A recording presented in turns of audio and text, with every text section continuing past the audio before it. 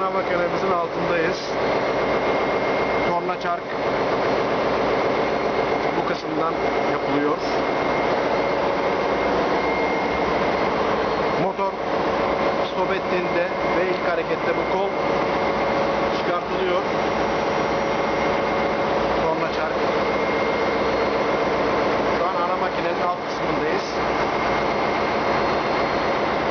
İki tane ana makinemiz mevcut. 4 samanlı 16 valv.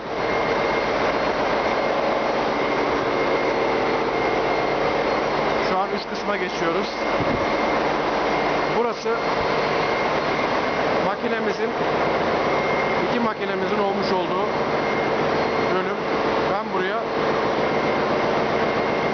ringe benzetiyorum. Makinelerin ring alanı, yani boks yapılan alan gibi. İlk start esnasında makineye hazırlama ve burada yoğun bir çalışma yapıyoruz. Torna çarkımızın arkasından makineye önce hava verip içeride kalan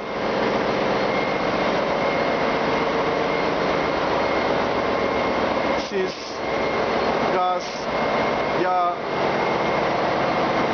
her ne yaparsa onları atıyoruz. Ondan sonra indikatör vanalarını şuradan kapatıyoruz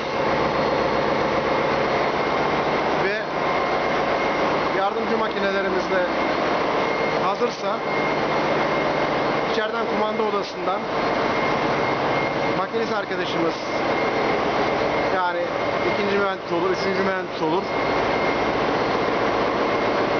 çarkçı arkadaşlarımız startı verirken yağcı arkadaşlar da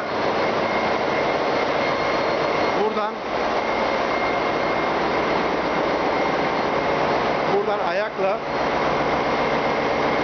hava tahrikiyle beraber ilk anda ayakla şuradan basması gerekiyor. Basmazsa makine start almıyor.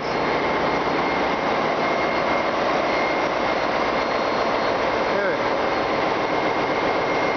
Governor, oil mist dedektörü. Çalışırken bundan açılıyor.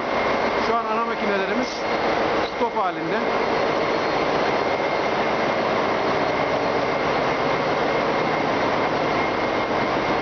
Türbün,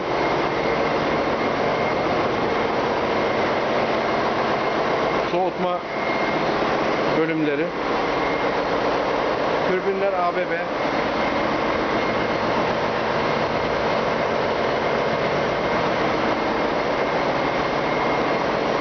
böyle çok güçlü iki tane ana makinemiz var.